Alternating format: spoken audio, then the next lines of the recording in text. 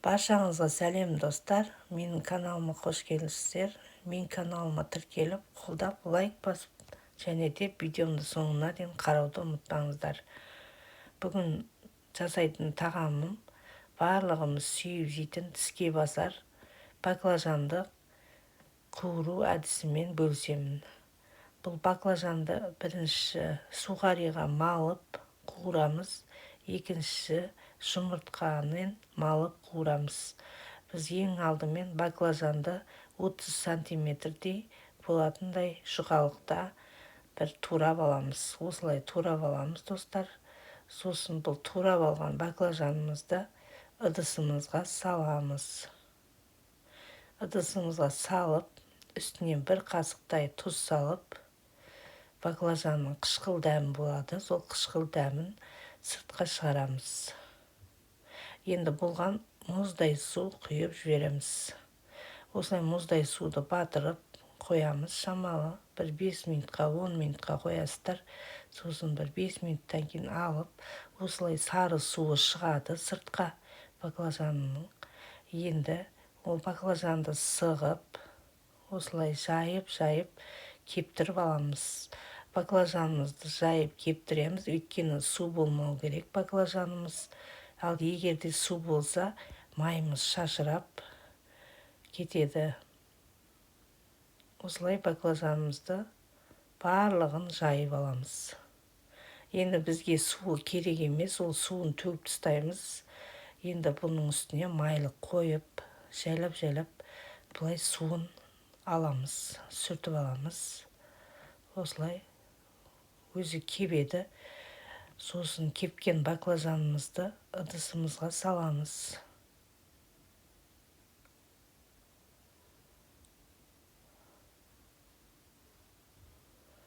Осылай дайындап, баклажанды қоямыз дайындап. Біз енді оған дейін сухариді алып, және де 2 жұмыртқаны жарып, 2 әдіспен қуырамыз. Және де жұмыртқаны екеуін жарып, кішкене тұз қосамыз. Жарты шайный ложкамен тұз саламыз, солай араластырып аламыз. Енді осылай жұмыртқаға малып, сухариға да батырамыз. Осылай сухариға батырып дайындаймыз қуыруға.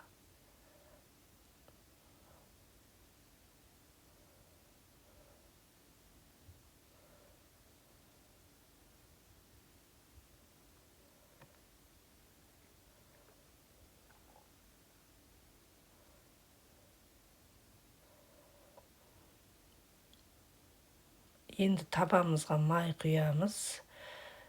Майды аздап құя беріңіздер, ал егерде майыңыз азайып баратса, май құйып тұрасыз.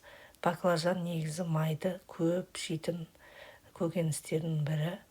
Осылай баклажанымызды салып қуырып аламыз. Енді мына түрі, енді сухаримен қуырып атқан түрі, екінші түрі жаңағы жұмыртқаға батырып қуыра саламыз. Оңай ол. Екеуі де дәмді болып шығады. Енді осыны жай отта, орташа отта қуырып алыңыздар. Осы орташа отта қуырып, астын ауыстырып тұрасыздар, күйіп кетпесін. Осылай ауыстырып, дайындап тұрамыз. Осылай баклажанымыз дайын.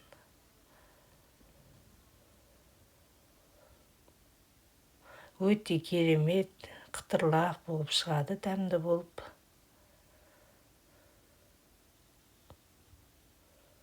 Енді екінші әдісі жұмыртқаға баклажанымызды малып, осылай қуырып ала саламыз.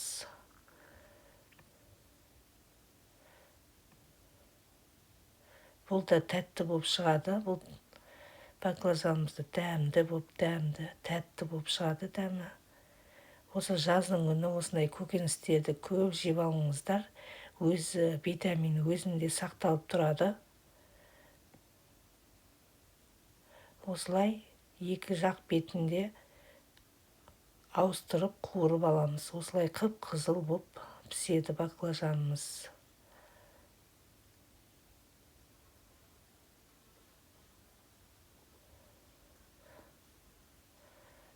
Баклажанымыз дайын. Енді салмасына кірісейік. Мен көк укроп алдым. Енді оған чесноқ қосамыз. Енді өз қалауларыңыз, мен 2 чеснок қостым. Өйткені балалар да жейді, ащы болып кетпесін деп 2 чеснок қосамын. Ал егер де чеснок ұнатсаңыз, көптеу қоса берсеңіздер болады. Ал енді майонез қосамыз. Майонез араластырамыз. Осылай араластырып, әбден қозғап аламыз. Енді бізге помидор керек. Помидорды да осылай жұқалатып кесіп аламыз.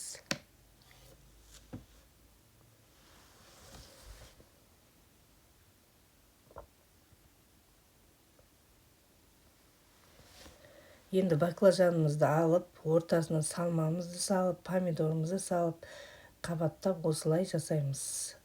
Енді осы баклажанымыз дайын болды. Тіске басарымыз өте керемет, дәмді, балаларға, өзімізге жасауға болады.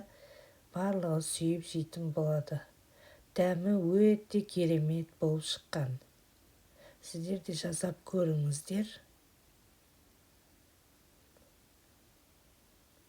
Достар, құрамын описание бөліміне жазып кетемін. Сол жерден көріп, және де видеомды көріп, соңына дейін көріп, маған тіркелмеген болсаңыздар, тіркеліп кетсеңіздер болады. Менің каналымда көптеген рецепттер бар, соған қарап жасаңыздар. Енді осымен баклажанымыз дайын, өте керемет болып шықты.